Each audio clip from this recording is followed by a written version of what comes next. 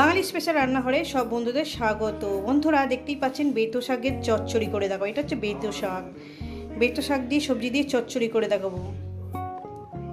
বেতো শাক এখানে নিয়ে নিয়েছি এখানে সিম, বেগুন আর বিন কড়াই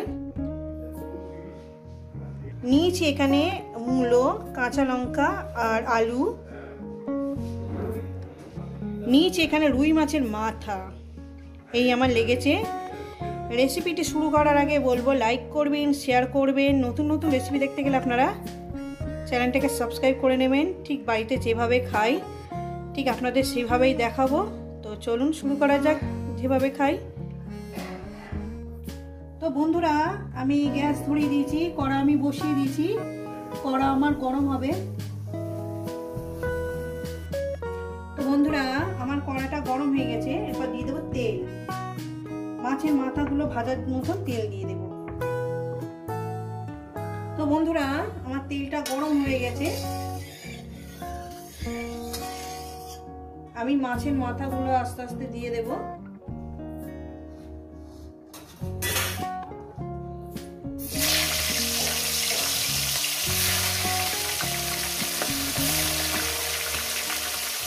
মাছের মাথাগুলো দিয়ে দিলাম, যতগুলো হয় ততগুলো আমি দিয়ে দিলাম, যেহেতু সব কিছু চচ্চড়ি হবে।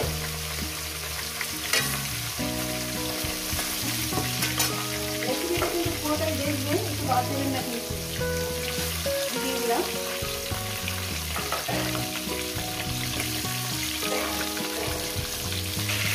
তো বন্ধুরা মাছগুলো আমি একটা সাইড দিয়ে দিয়ে দেবো।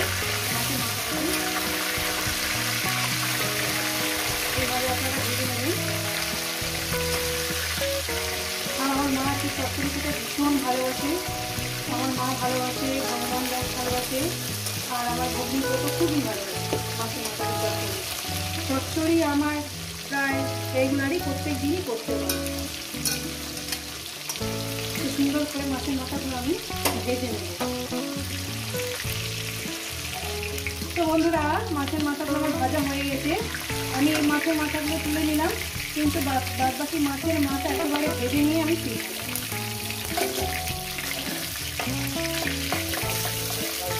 এত মাছের মাথা খাওয়ার চচ্চড়ি সব আমার মায়ের দেখেন না কত মাছের মাথা কিনেছে। তুলে নিলাম, একেবারে মাছের মাথাগুলো ভেজে নিয়েছি আমরা। তো বন্ধুরা আমার মাছ ভাজা হয়ে গেছে, আমি এখানে দিয়ে দেবো 5 ফোড়ন আর শুকনো লঙ্কা। 5 ফোড়ন আর শুকনো লঙ্কা, 5 ফোড়নের ফ্লেভারটা সবচেয়ে চচ্চড়ির মধ্যে খুব দারুণ টেস্টটা আনে। তা 5 ফোড়ন আর শুকনো লঙ্কাটাকে দিয়ে এটাকে আমি কয়েক সেকেন্ড একটু ভেজে নেবো, যাতে তেলের মধ্যে ফ্লেভারটা চলে যায়। কয়েক সেকেন্ড একটু নাড়াচাড়া করে নেবো আমি।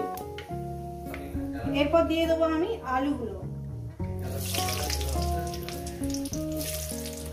আলুগুলো দিয়ে ভেজে নেবো। যেগুলো শক্ত শক্ত সবজি মোটামুটি সেগুলো আমি আগে দিয়ে দেবো। শক্ত বলতে এখানে আলু আমি দিয়ে দিলাম, আর দিয়ে দেবো মূলো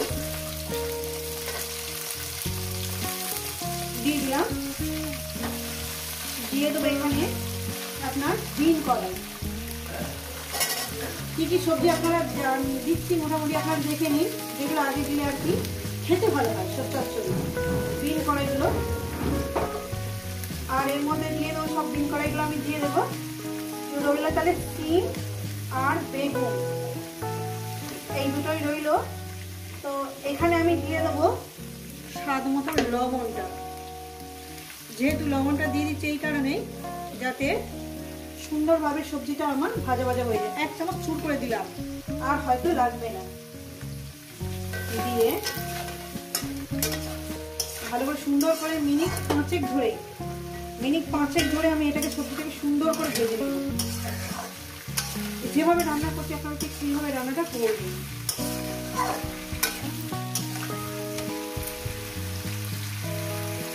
তো বন্ধুরা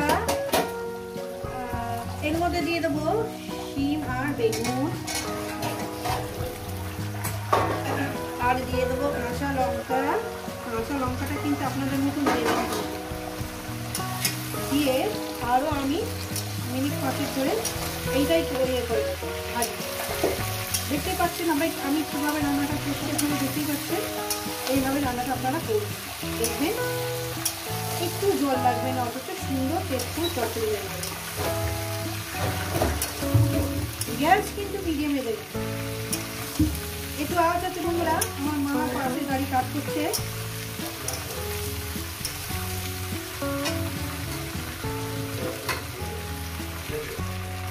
তো বন্ধুরা দিয়ে দেবো এখানে হলুদের গুঁড়ো। হলুদের গুঁড়োটা দিয়ে দিলাম, 1 চামচ চুর করে আমি দিলাম। রেসিপিটা আপনাদের কেমন লাগছে অবশ্যই কিন্তু কমেন্টের মাধ্যমে বলবেন। কিন্তু আমি একসঙ্গে সবজিগুলো দিয়ে কোনোদিন আমি চচ্চড়ি করি না। আমি আগে কিছু সবজি দিই, পরে যেগুলো শক্ত আর কি, শক্ত সমস্ত সবজি সেগুলো আমি আগে দিয়ে দিই, আর তারপর আমি যেগুলো তাড়াতাড়ি হয়ে যায় সেগুলো পরে দিয়ে দেবো। এখানে আদা,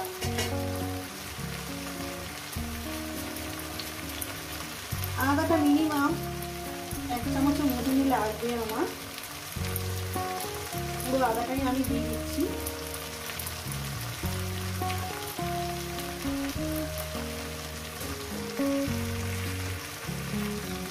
আদা দিয়ে দিলাম, দিয়ে এটাকে আমি সুন্দর করে চচ্চড়িটা করবো।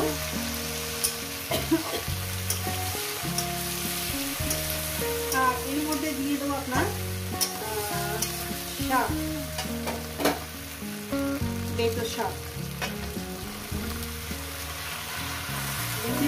কত বড় সড়ো চচ্চড়ি হচ্ছে।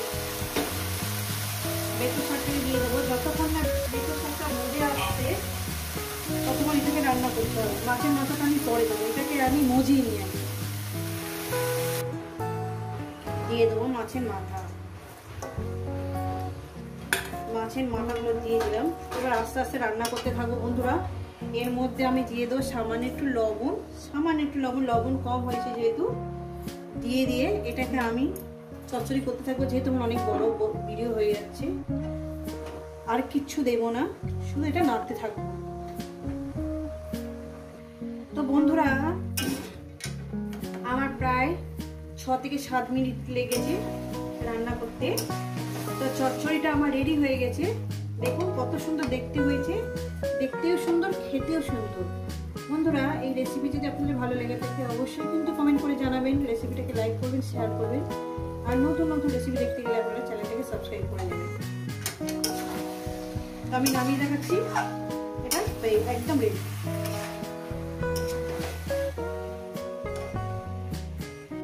তো বন্ধুরা আবার নতুন কোনো রেসিপির সঙ্গে দেখা হবে। সবাই সুস্থ থাকবেন, ভালো থাকবেন, আর আমার নিত্য নতুন ভিডিও দেখবেন। খুব সুন্দর হয়েছে, এইভাবে কিন্তু বানিয়ে খাবেন।